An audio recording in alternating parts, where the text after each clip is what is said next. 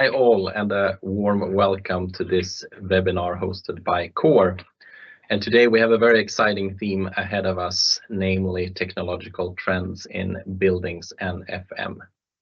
And this webinar comes together with our launch of our latest trend report on the same topic, and that is based on a market study that we recently conducted with 400 decision makers, RE&FM decision makers in the Nordic.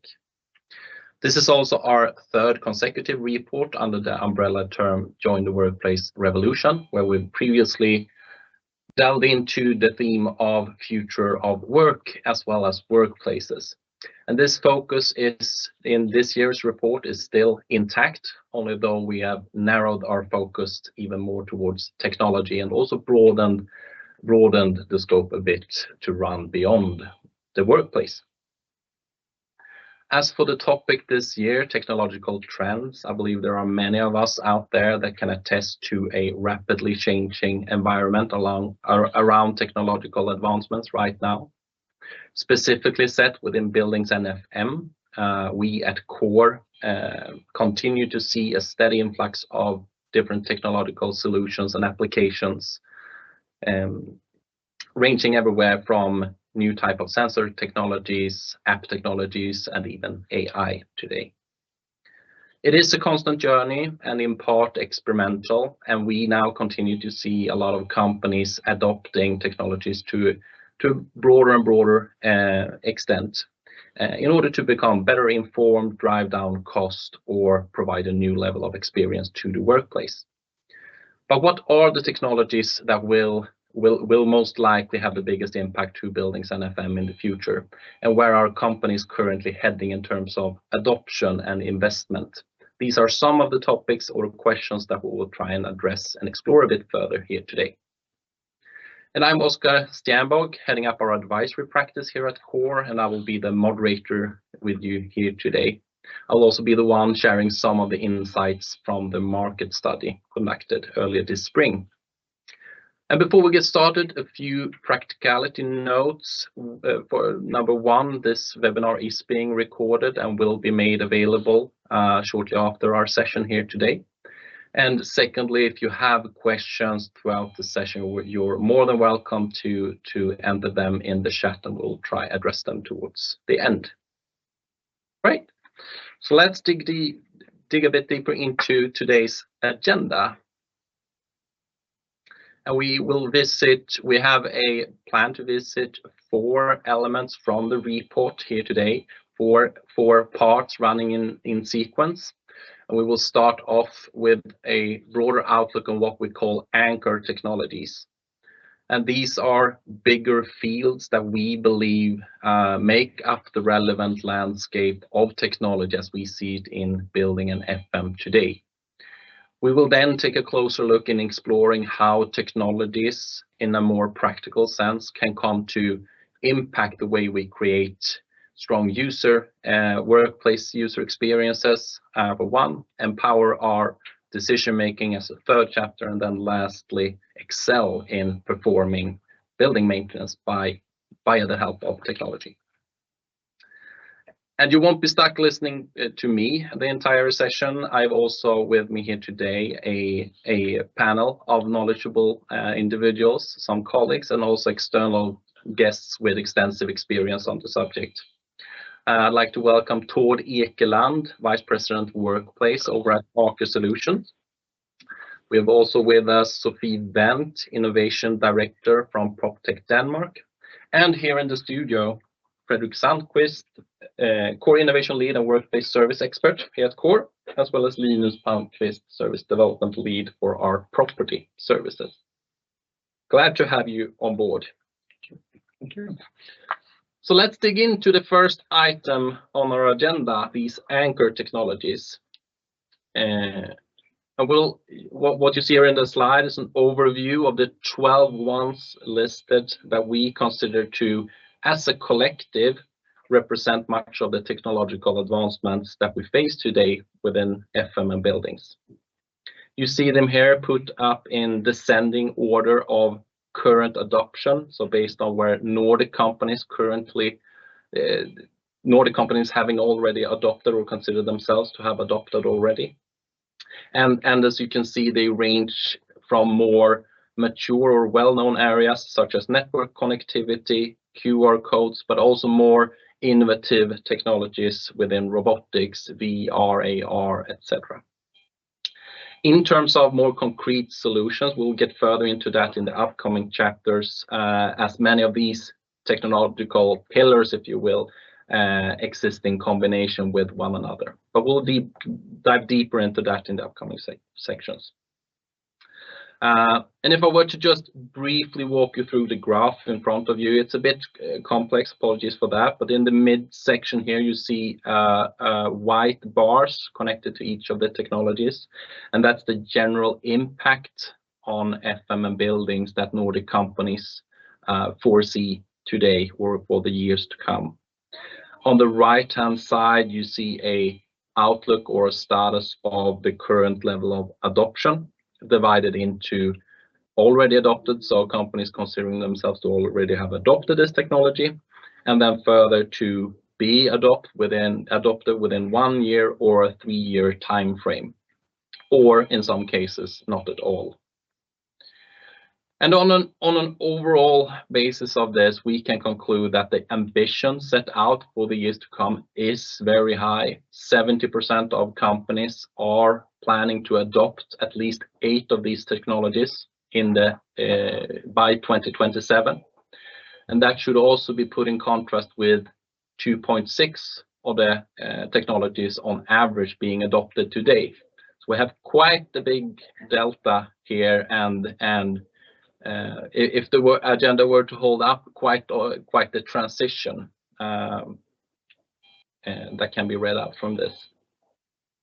There are some nuances also to be picked up between the different technologies. We see network connectivity in the top as the one most adopted already, maybe not as strange as it works a bit as an enabler for many of the others. We see smart buildings and security solution topping the list around perceived impact, although not by a huge margin. And these are, of course, technologies where there are a lot of things happening and a lot of opportunities, for instance, around building operations efficiency, sustainability, and security. We also take note of user experience app technologies as the #1 category when it comes to technologies planned for adoption in the upcoming 1 to 3 years. So that's the most present one on the agenda for the future.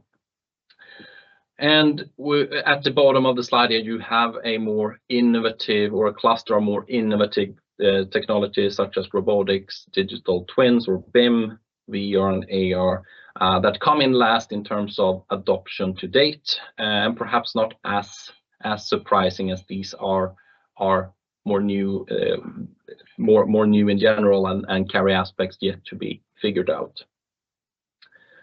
And with that as a basis, I would like to welcome the panel to reflect a bit on this view. And undoubtedly, there's a lot of change to be expected in the years to come. At least that is what the study indicates.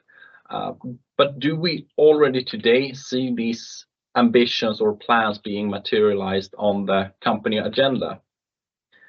Would love to start off with you, Tord, and get your view and explore a bit the broader technological strokes at Aker Solutions.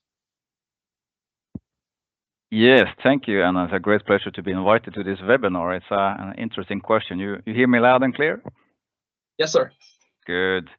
Yes, if I could say it, Aker Solutions was established in 1841, so adaptability is crucial and in all aspects of our culture. And it's a necessity if we're going to be here in the future. So our ambition is that we need to transform the way we behave, lead, and operate if we're going to achieve a more sustainable energy productions for our customers. This means that we have to challenge ourselves, our customers, and partners to seek new ways of working, and that is also what we do together with CORE. We have categorized three vital elements if we're going to succeed, and that is of course people and culture, and number two is digitalization, or the technology agenda, if you would like it that way. And when we look at these 12 anchoring technologies, I will say that in Aker Solutions in total, I think we have adopted or are testing out all of these 12 technologies. But when it comes to the workplace, we have been early adopters in some, but we are followers in others. I have to admit that one. So that's why it's important for us that we partner up with suppliers like Core, so we can together create both new and better solutions. And both good and close partnerships are very important if we're going to reach our ambitions. And to put a little bit in the aspect, we are 11,000 people globally, roughly 8,500 are office workers, and quite a big proportion are working in Norway, and we work flexible, as in many Nordic countries. And that puts, of course, additional requirements on these anchoring technologies. And you touched it, the network connectivity is perhaps the most mature, and today is a hygiene factor. And when we entered this pandemic period, we were partly good. Everything was actually functioning because we have been working from multiple locations from way before the pandemic. So the experience was quite good. But after that one, we have, of course, had a strong focus on taking it to the next level, to make sure that the experience is even better, faster, and also more secure than ever before. And today, when we are building new offices, we also try to include a 5G network in the building to make sure that we're even more future ready than before. I would like to, a little bit, I shouldn't say brag, but anyhow, we just made a new survey now in 24, and our end users responded that are actually exceptionally satisfied with the virtual work environment. That is good, but we are not, where we see we need to be in the future. So having a continuous focus on actually developing ourselves is very important. The next point I would like on this overview you have here is which close to my heart, and I know it's also close to Core heart, is this user experience and app technologies. We know that from internal surveys that people come to the office to collaborate and meet colleagues in a hybrid setting. And in a time where the information is, call it overload, it's important to find tools that can help people connect and stimulate to meet. We in Aker Solutions see the office being important for building culture and engagement, and from the other surveys, I can see we're not alone on that one. So that's why we have also the last years discussed with many suppliers around applications to support this workplace experience, and one of them are of course Core. And we are depending, on locations. We are exploring mobile technology for building access instead of access cards, desk booking tools, app for lockers, testing canteen food reservation, car booking, we app, and so on. And it's very much a learning and experiencing phase we are in. So it's not a short answer, but when you're asking what is the broader technology agenda for Aker Solutions, and the answer is that technology or digitalization are very important going forward. And we need to work close with good partners to make it happen, honestly. Thank you for that, Tord. Very inspiring to hear about your agenda. I'm hoping we could jump over to Sophie. Would love to get your view here. We've had some technical issues, but I hope you're with us at least via sound. Yes, can you hear me? Yes, loud and clear. What would you say is, do you recognize this overall view standing from the PropTech community? Anything that stands out or surprises you? Yes.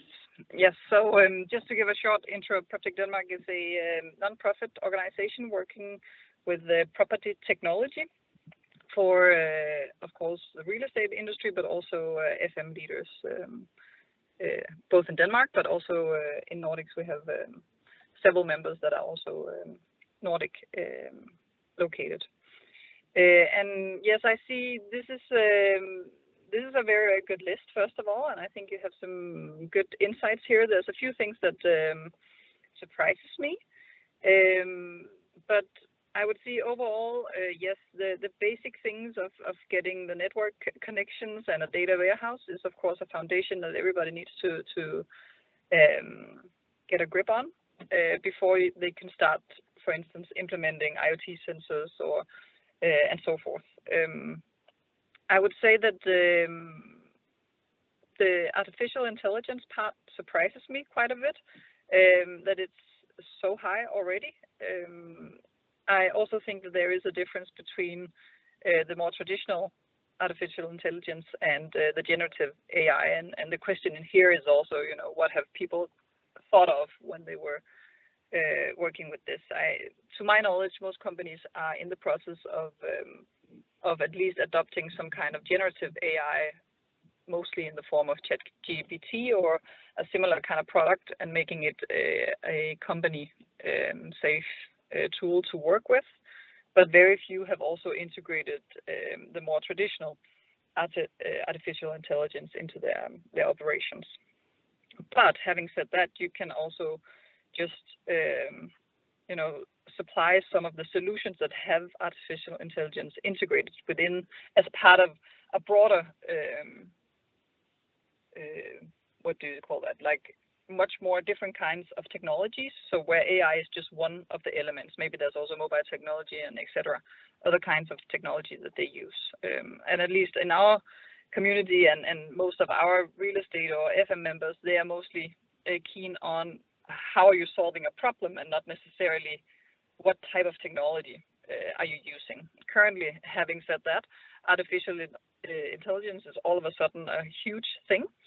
So therefore, that question might occur, but before artificial intelligence, most didn't talk about what the technology that were embedded in these digital solutions were. They were more concerned about whether the real business problem that the solution set out to solve actually were solved. And then I also want to highlight the digital twin. I find it a little bit disturbing that more people haven't started that process. As I really believe that there is a huge potential in that technology that's not at all exploited yet. It also scores relatively high, I think, here, but in the impact that it could have. But I would still, if I were to point at a technology, I would definitely look more into that from an FM leader perspective, because I really think that there is a lot to gain. And by combining the digital twin with the data warehouse, you all of a sudden start to be able to make analytics and create insights in a completely different way that you've done before.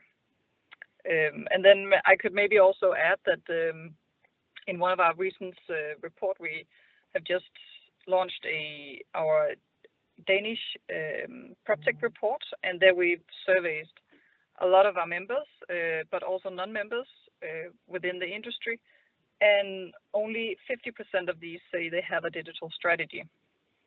So there is also still a fair bit a way to go, because I think there's about working with these strategies is a new thing for FM leaders and real estate leaders, and there's a task for all of us there to help do that even more. Yeah. I read out a bit. Both AI and digital twins are some of your big bets for the future here, Sophie. Is that correct? Yes, exactly. Yeah. I think there's a huge potential there. And if I should elaborate AI a little bit more, then I think the reason why I see a huge potential there is because it can actually work with unstructured data, and that might be the savior of real estate and FM owners, because we're not necessarily are that structured with our data. We haven't worked systematically with our data. We haven't worked with the sources of our data and so forth. And the fact that you can actually feed AI with unstructured data might be revolutionary for us, which means that a huge part of the cleanup work that we thought we were to do before we could elevate some of these other types of technologies, AI might be able to fast forward for us. So that's one of the reasons why I pointed that. And in terms of the digital thing, I think there's a huge potential in digitalizing all the knowledge we have about the buildings, which currently just lives in flat PDF files. We know where the installations are. We know so many data points about the building, but we haven't digitalized it yet, and hence we haven't connected it either to a network, meaning that if we did that, we could actually monitor and control and manage the building from a distance. So meaning that somebody could switch on and off the light or the HVAC system or so forth, and we haven't done that yet. Cool. Lots of things to happen, it sounds like. We actually need to jump into the next chapter in order to keep track of time here. And the next theme of today is workplace experience. And we will, before jumping into the technological side of that, I wanted to briefly just mention two key findings from the report, and one of them being that we now, for the first time since the pandemic, see a shift in expected office presence for the next year.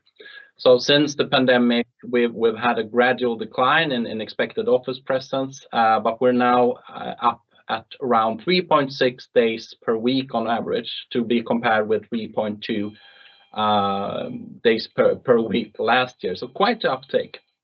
In addition to that, we also see now that security, safety, and access control as a domain is the single one most prioritized topic when it comes to more general office improvements, according to Nordic companies.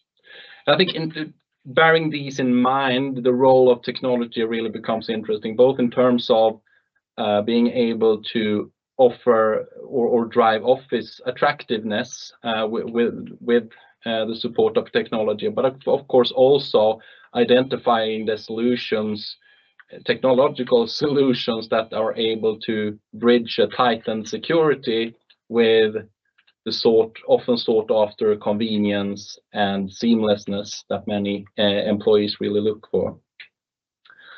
On the topic, and then turning a bit to the technological side in this, as you can see on the slide here we have described workplace experience into 8 themes, and these are themes such as productivity, collaboration, convenience, and asked Nordic companies how they perceive that technology will have an impact to these areas. Result-wise, some areas stands out a bit more than other, although it's a very tight race. So in the top of the list, productivity, health and wellness, safety. But overwhelmingly, technology, as we interpret it, is projected to have a broad impact to the workplace experience as a whole, with more than 77% of companies stating that technology will have an impact or a strong effect for 4 or more of these areas. We also took a look at top investments for the year, for this year and the next, and asked Nordic companies to mark their interest based on a long list provided. And in the top 3, as you can see here, almost 1 in 2 of companies plan to put money towards meeting technologies to support in-office remote work. Number 2 of the list, workplace app related functionalities. And thirdly, CO2 data visualization in the office. And I think the last one there really expresses how far the sustainability in many areas have come. With that as a background, over to the panel here, and I'm thinking a bit around the increased office presence expectations and what the role of technology could really be around that. What do you say, Fredrik, as course innovation lead when it comes to workplace? Well, as we all can see, there's a high expectation on technology to actually enhance user experience in the office. And I'm not at all surprised that meeting technology and app technology is on top when it comes to planned investments, because these are really good examples on how we can bridge between the digital workplace and the physical workplace that we all live in today. So giving the workplace users, secure digital access to the spaces, and to the on-site services that are provided there is really, really important. And there's a physical element in that, and it's a digital element, and we really need to connect that. So being able to find, access, and use, workspaces that are actually built for purpose, because many of them aren't that today, really important. And also to get access to the services, for example, food and beverage, your physical mail, or any other online concierge services, for example, in the physical environment, and actually connect those two elements, I think has the highest potential when it comes to user experience and to enhance that over time. Well, over to you, Tor. What do you say in terms of making the workplace a destination and enhancing the experience? What are your top list of explored technologies? Yeah, and I will very much like to point out the focus you have actually on the meeting technology. And as we all have probably experienced, when all worked from home, it was super efficient to run meetings and change between meetings. 2 seconds, bang, we were in another meeting. And now in a hybrid setting, it's a challenge of actually getting people to move between a desk and a meeting room. And in our solution, we see it's actually important to meet physically. And we see that the meeting room technology, it really needs to be plug and play and not plug and pray or whatever we call it, but it needs to be reliable and easy. And we have tested out different systems as we go along. And now we are also testing out other solutions in the coming period. And we haven't found this, call it silver bullet, to drive this experience positively, but we believe that this is a journey together with the end users, how they feel. Also coming back to the app for booking of desk, we actually are, today we have 3 offices where we are representing 2,500 of our users, which are booking desks. And we believe that this will grow when we are rolling it out further. And it's a practical tool, honestly, to support in a hybrid workday. And we challenge ourselves, is booking the right in the future or not? And we have, as a company, started this journey to adapt to a more flexible workplace model. And to be open, we earlier had all our own desks. We were in the office 5 days. And now we need to find, as everyone else, a smarter and more sustainable way of working in the office.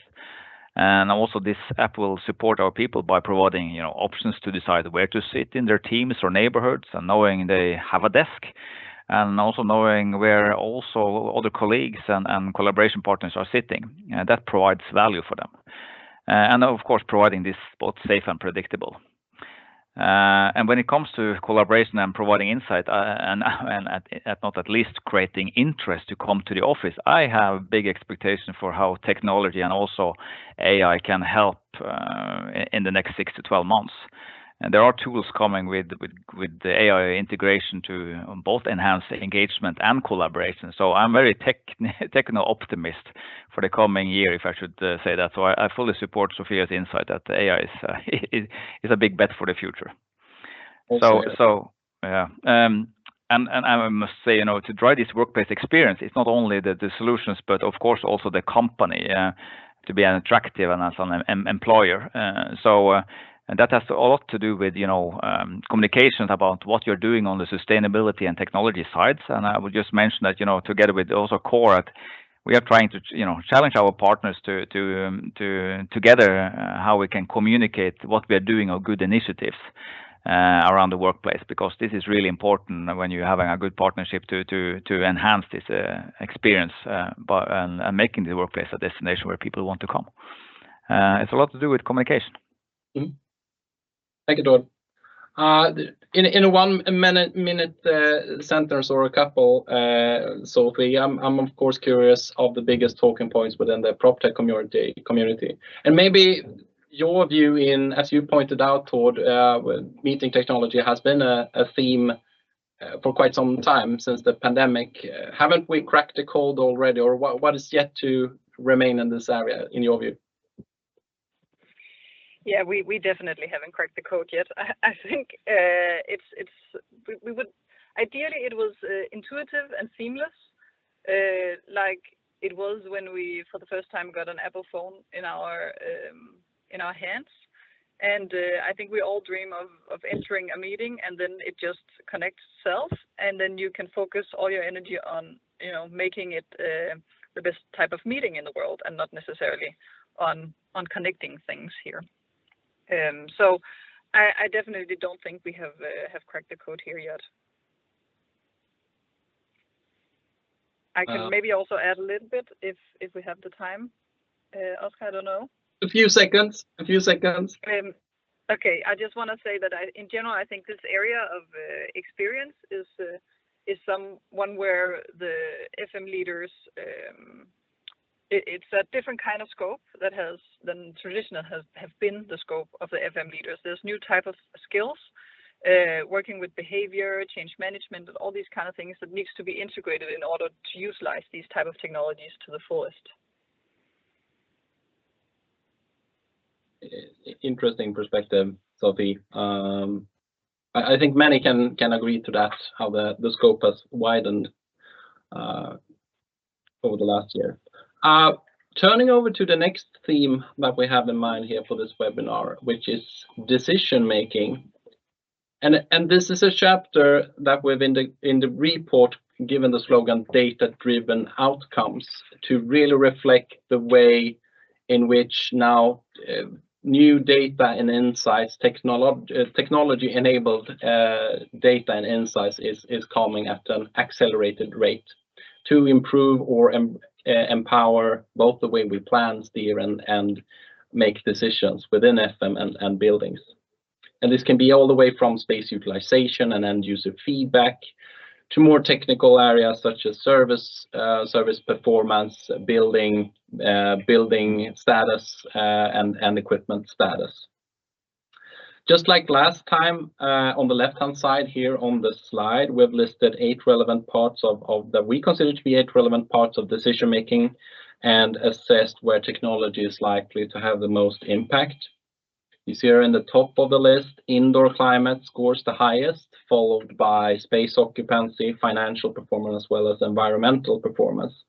But generally, the picture is somewhat the same as last time, namely a broad technological impact to be anticipated, with 80% of companies listing 4 or more of these areas being that the case. As for investment, as you see in the top right corner, workspace and inventory management systems now topping the list, closely followed by monitoring of energy usage. 37% of companies are also looking to investing in some sort of feedback system functionality. And with that, back to the panel. I think data and insight in general around this area is likely to be king. What main areas of decision making do you believe will have the biggest effect, and what technological solutions would play the biggest role here in your view? Starting with you, Sophie. Well, I think some of I actually see this as there's some basics we need to get a hold on first, and some of those are of course occupancy data, but I should maybe also mention the way I see it is that you have one thing is that you have a lot of data, but you need to be able to convert that into information, then some knowledge, and ultimately some insights about how the workplace is used, why people are doing what they're doing, and why the building is used the way it is, or not used the way it was intended. And I think it's very important that that we first of all talk about the fact that it's not only about having a lot of data, it's about the ability to actually transform this into actionable insights that we can then go act upon. And when we do so, I think the workplace in itself, we need to figure out how can we optimize those square feet? Do we still, I'm sitting currently at a location where I sit and look at a lot of empty seats. What is the value of having those empty seats? Maybe they do have a value, but we need to be able to transform that into insights. Maybe it does have a value, a sense of belonging and so forth for these people. So I think we need to be more curious on what type of insights these data can give us. And in terms of, I would also say the indoor climate, I'm happy to see that it's quite high up there. To my knowledge, there's a huge potential in terms of efficiency as a company if we could increase the indoor climate and actually make it adjustable to the amount of people that were in the room. Where I sit, we have a sensor on the CO2 level, and it comes from green to yellow to red during the day, depending on how many hours we've been in the office. And you can, when you feel that your head is getting more and more heavy, you can just look at the sensor and surprise, it's red. And the amount of extra percentage of efficiency I think we could gain on this is enormous, and is actually also well documented in science. And for some reason, we don't really work with this area of creating a more efficient workplace. There are so many. Imagine how many data points and insights we have on efficiency. We want to improve all the way. How can we make more efficient meetings? How can we make so many more things more efficient? And then at the end of the day, it's also a matter of the air we breathe. And here the FM leaders really have a role in trying to optimize these things. And there's quite simple technologies that can monitor, for instance, the CO2 level of a building. Same goes for lighting and so forth. It also affects our efficiency. So maybe not as much data is king as actionable insights is king, and I appreciate the point around the indoor environment. I know, for instance, within core we're also working quite a lot with that as an area. Do you want to elaborate briefly around that, Fred? Well, I think that indoor climate is something that is easy to monitor, a lot easier than a few years ago. So it's pretty much off the shelf to install. It's not that it's not that expensive to do, and it really helps you, monitoring everything from temperatures to humidity to CO2 levels and so on. And I also think that there are many solutions today, innovative solutions that actually can handle the problems as well. So when you get the insight, you see what you need to do, you can actually act on it with innovative technology as well. So it should be a low-hanging fruit pretty much today to do it. I know we're also exploring quite a lot around artificial intelligence. It's touching a bit your field within the property services domain, Linus. How do you see that this is evolving right now, and how we can empower ourselves as decision makers? I think we have touched upon it quite a lot already. It's one thing that we have the information, as both Sophie and you said, Fredrik, that we might know the CO2 level in a room, but do we act on it? Do we feed that information into a system? I mean, in the past, I think it has always been humans that have been sort of setting the parameters for system and how to operate them. Today, you can feed many systems with a lot of information and have the automated decision, the optimal decision taken for you based on energy prices, weather forecasts, number of people in a room, and so on. So I think the whole automation of the decision process is removing parts of the decision. Exactly. And today we talk a lot about systems and feeding them with the right information. But I'm also sure, I think it was you, Sophie, who said it before as well, that we have a lot of unstructured data, and how can AI help us to sort of structure and bring that into decisions, and so that we don't have to simplify decisions for ourselves, but they basically take all the relevant information into consideration. Tord, any final remarks from your end around leveraging technology to perhaps around these actionable insights, if there are certain ones that you apply to a wider extent over at Aker Solutions? And I would first say that data-driven decision making is super important, and more, and that is also what is making it really fun to work in the real estate and FM industry. Is that all of these topics are on the board level and executive management team level, how to create sustainable workplaces that support the company ambition. So I think we as working in the industry has an important role to provide facts and insights to support this decision making. And we have, if I should say, like stopped taking on board more capacity because of we are providing facts, also end user expectation, but also on how we are using offices. But as you said, data is only data if it's not used and understood correctly. And I think that is one of the biggest challenges today. And learning is that there are potentially very much data available.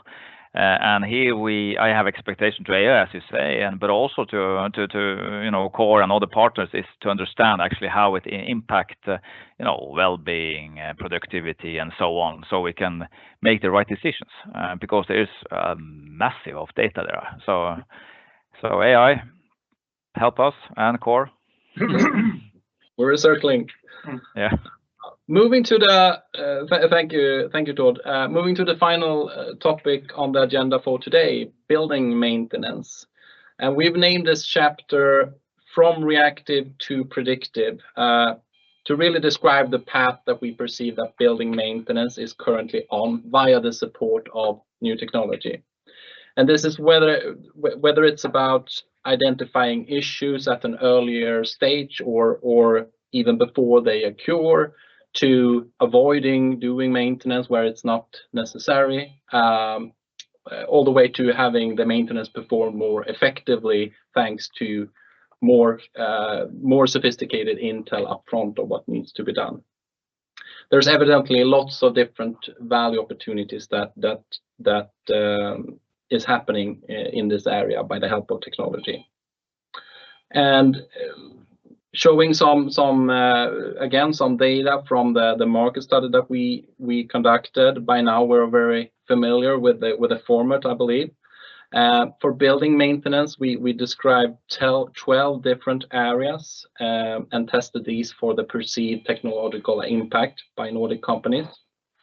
As you can see, the list is quite wide, ranging everywhere from energy efficiency to general maintenance planning, efficiency in performing maintenance activities, but also areas such as health and well-being and education of maintenance staff. And as you see, the overall message is pretty similar to the previous ones. Technology is, at least according to Nordic companies, expected to have a strong impact across the field of building maintenance. 70% or so, 0.26 or more of these areas being affected. And I want to invite the panel yet again to reflect a bit on this view and this area. But first wanted to briefly share some of the themes, or 3 of the future themes that we highlight in the report. And one of them is drones and BIM, and how drones now can support us in providing a more cost-effective 3D rendering to be fed into BIM models, for instance, but also detect exterior damages at an early stage. AI, yet again, and how AI is really, as pointed out earlier, able to absorb lots of data from multiple different smart building systems. And we now see very exciting development here around energy efficiency, CO2 reductions, to name a few. And lastly, virtual reality or augmented reality, where we make a note of the usage of this technology in assisting maintenance staff in the field with having expertise at hand early in the working process to guide and provide information as necessary. So lots of many interesting areas, and I think many areas that we forecast be affected, that also connects a bit to more innovative technology or more advanced technologies here. Linus, you're our lead on the field. What would you say? How radical changes are we to expect coming out of these more innovative technologies? I think that's a rather tough question, because yeah. I mean for sure, fully implemented, I think there will be radical changes. but we have talked about it already, but like smart building installations, BIM models, I mean, they require investments. And I mean, we talked about BIM models 20 years ago as well, and still it's not widely adopted, I would say. So, I mean, once implemented, you can do a lot with it, and it can change the way we operate and work with maintenance. But I foresee more of a gradual shift, I would say, than a radical shift. More based on that it requires investment, and that takes time. On the other hand, you also touched upon us as a service provider and how we use technology, and I think that there is more also from a safety perspective. I mean, sometimes it's simply just safer to fly with a drone than to use a human being doing the work. AR and VR you mentioned, I think that is something that we're also adopting now to see how can we use the expertise we have within the company more effectively. So how can we connect the technician in the south of Sweden or in Denmark with somebody working in the north of Sweden or in Norway? So I think that there's a lot that we can do with new technology. I definitely think so too. I know, Tord, you have a few examples of technological or applying these more innovative technologies over at Aker Solutions. Do you care to share a few of the good ones? You have to define if they're good ones or not, but well, in general, I will say that innovation is often very costly in the start before it's widely adopted, and in Aker Solutions we see that we towards our customers make a difference in our partnership to improve the deliveries we have to both onshore and offshore customers. But what is really interesting is also that we see a lot of those technologies now, in the oil and gas and the new energy transition is also deployed by companies like Core towards their or your customers. At the same time, not for long time after. So, example here at Fornebu in Oslo, we are together with our partners Cognite. We have established actually a robot farm, call it a robot camp. You can search the web. It opened in April this year, where we're testing out robots and AI working on industrial equipment to test the practical work, inspections and detections of deviations, rust, cracks, and everything, both drones and robots. And of course, as you said, the ambition is to improve efficiency, reduce costs, and working 24/7 in all weather conditions. And we are also, in the Aker group, we are testing out, virtual reality, augmented reality, and so on. Of course, not tested out in all workplace issues, but towards our customer, yes. But when also discussing with Core, it's really interesting to see that the same type of technology, more or less, are also brought forward there in that field. And we also have cleaning robots here at Fornebu as well from Core, and it's not only a cool gimmick. So when looking at the coming 1 to 3 years, I would imagine that a lot of these technologies we are now seeing will be more common and in use as it's maturing. So it's really interesting to see. Well, sounds like quite the experimentation also, and maybe that's a typical point around these more innovative technology, the need for experimenting and finding the suitable fit. Sophie, I'm recircling a bit to the AR, VR, and I think that's a futuristic topic that we've had with us for quite some time. Now it definitely seems that it's putting more in concrete use. What would you say generally? Are companies starting with VR, AR as a technology? Are companies starting to adopt this more at scale in your view, and are there specific types of companies more eager to go forward in this area? Yeah, so I must say that the examples we just heard from Linus and Tord is quite innovative, and I would say that you are on the forefront of this. This is not the regular picture that I see. I also see a few examples, those that are innovative, tech savvy, and are eager to try and test some of these new types of technologies. Some of the examples that we've seen with VR has been before a building is constructed. that the tenants can then walk around inside of a building to see how it looks, to get a feel of this with VR on. I also see, but it's very, very simple use of VR at the moment. Then we also see some examples of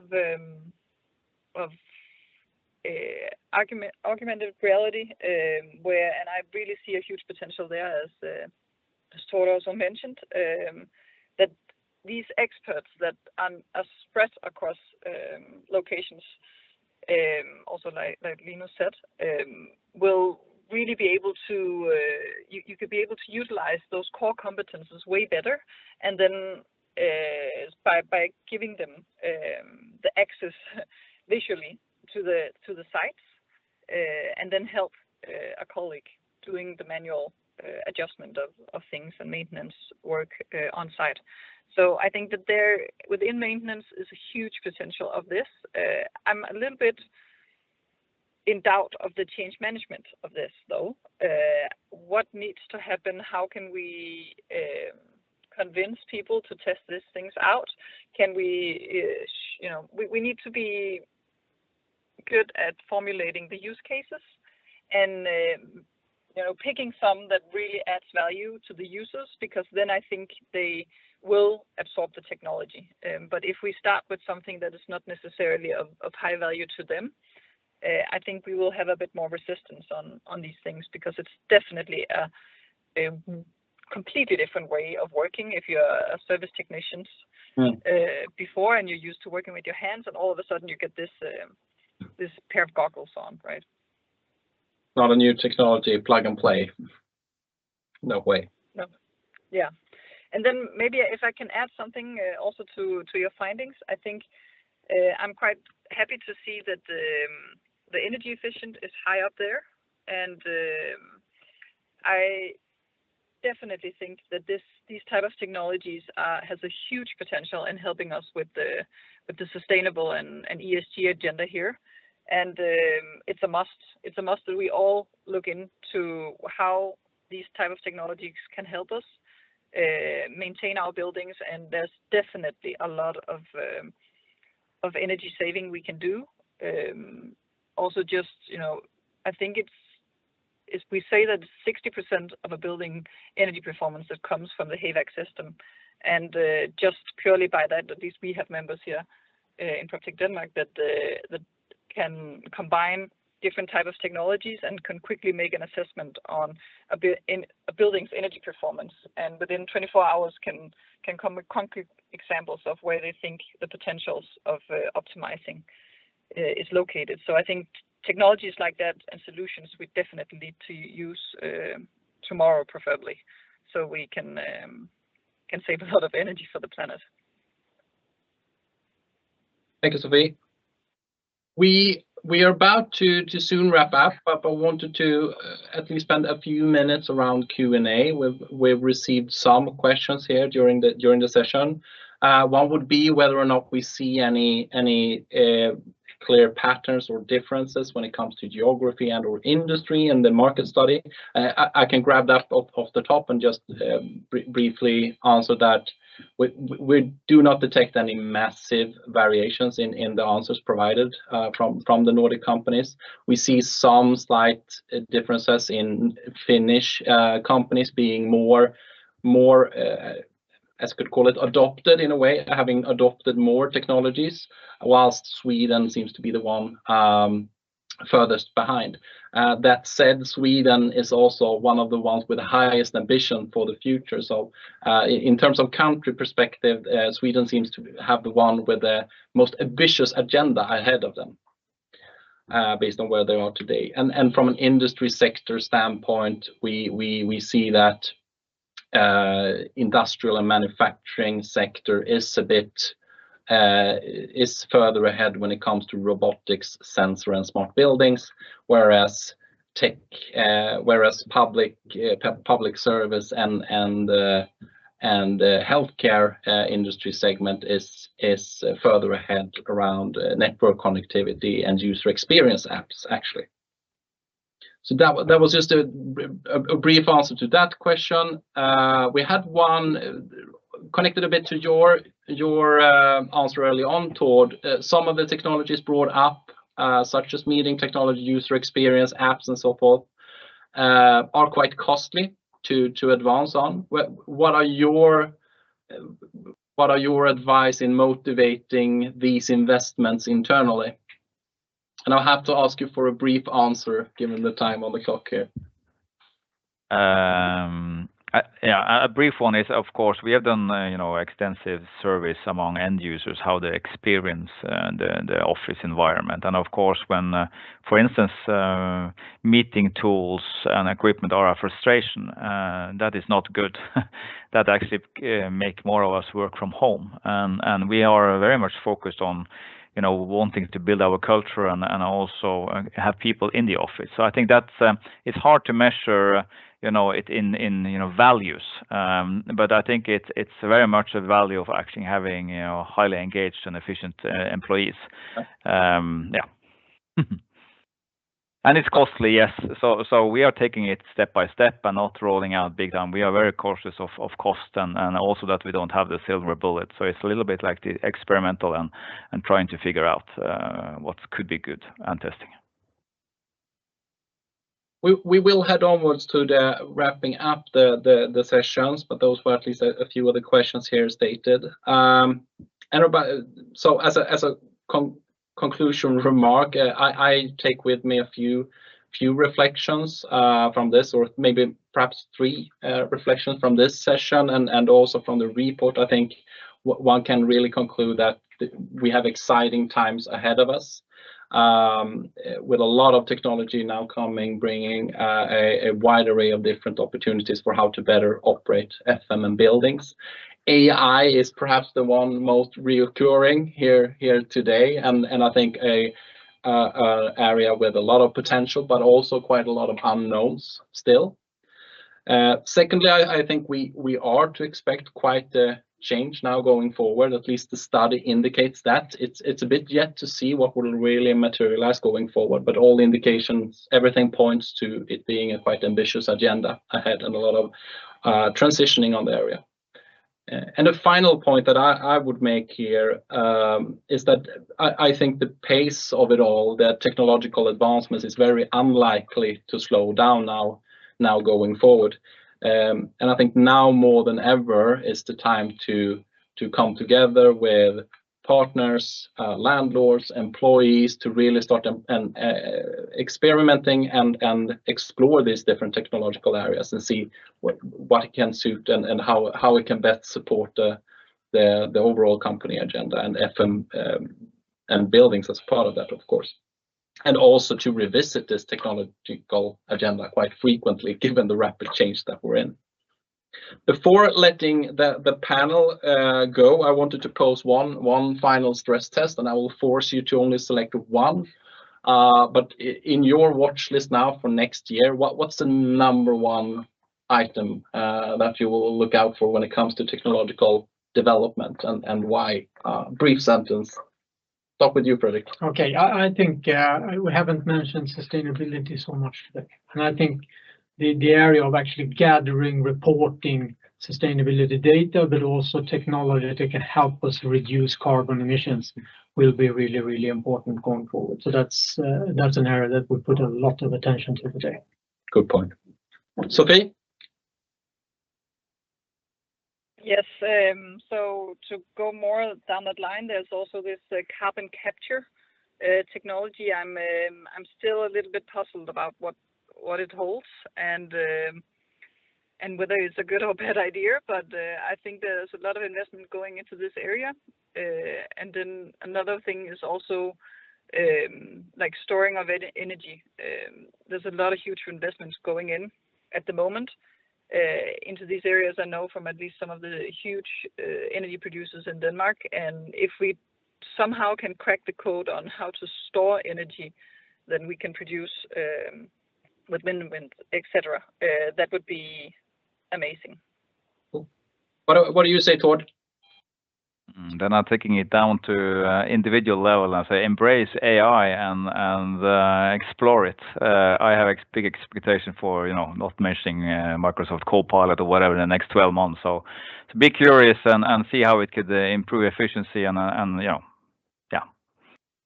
improve even communication and well-being. So I think that's helping everyone's every workday.